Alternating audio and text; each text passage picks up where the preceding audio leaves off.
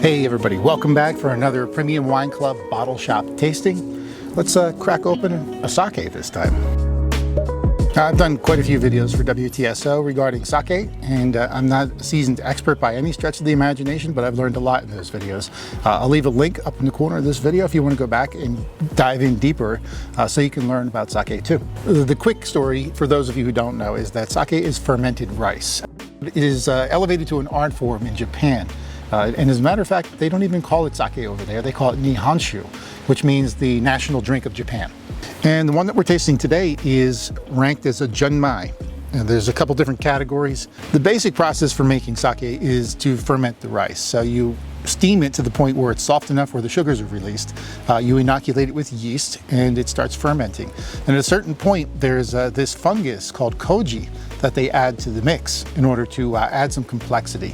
And it's almost like a second fermentation. You said they also add alcohol though, in addition to what they... Not always. The highest level has no added alcohol whatsoever.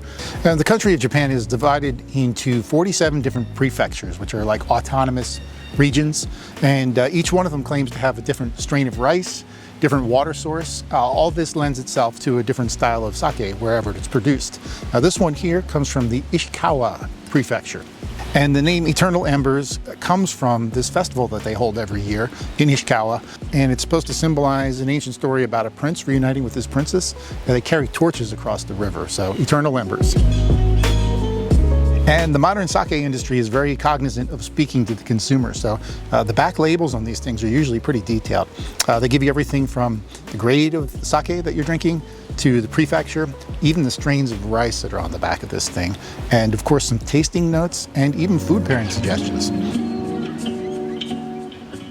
Okay, let's open this up. And for what it's worth, this is vegan and gluten-free too. And I guess since it's rice-based, that makes perfect sense. So stopper. Gets you right to the sake as quickly as possible. Oh, I forgot. In Japanese culture, I'm supposed to pour for you first. Well, if you insist. Now, in Japanese culture, you're supposed to put your opposite hand on the bottom of the glass, but I'm going to cut you a break here. Thank you. Yeah. I appreciate it. Kanpai. Kanpai. Okay, so first off, you see it's got like a kind of like a greenish, ricey color. And it's a little oily in the glass too. It leaves sort of like a little slick on the side of the glass. And the nose, I mean, right off the bat. Completely different than the world of wine. This one smells to me like melon. Of course, it smells like rice and vanilla too, probably, I would say. The acidity is lower, so it's a little bit more smooth and round, I guess, in the mouth. I've seen it described as tasting like a watermelon rind. Right, and that description almost sounds like it's not a good thing, but it actually tastes quite nice. No, it's actually quite refreshing. It reminds me of summertime. By the way, Yuho actually means happy rice.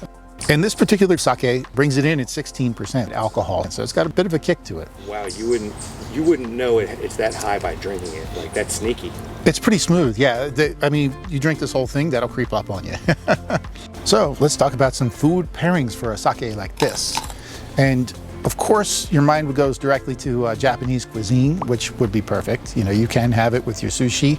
I think pork would be really good, especially grilled pork this time of year.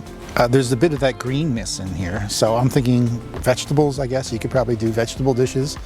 You might even be able to get away with asparagus on the grill. We're mentioning like something with cilantro? Cilantro, yeah, summer dishes with cilantro definitely could work.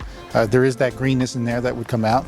And the website for this particular brewer mentioned pesto dishes, which is pretty interesting. Oh yeah, I guess I could see that. You could probably even get away with dishes that use the Asian basil, so it's got a little bit more of like a licorice kind of flavor to it. And it's almost like a power of suggestion or something, but I think I'm actually starting to taste licorice on this now. Pie. Kanpai. One of the many things that I love about working with WTSO is the wide range of styles and flavors that we're getting from all over the world, and even departures like this sake from Japan. So this is fantastic and still available through the WTSO Bottle Shop. Get this and other great drinks like it over at the WTSO Bottle Shop. You can mix and match bottles from previous wine club tastings, and the best part is that you can actually take all of those and create your own private tasting with me. I would love to get together and do all of this with you and your drinking buddies. And to get all of the videos that we create for WTSO, be sure to subscribe to the YouTube channel. Thanks for hanging with me today. Kanpai.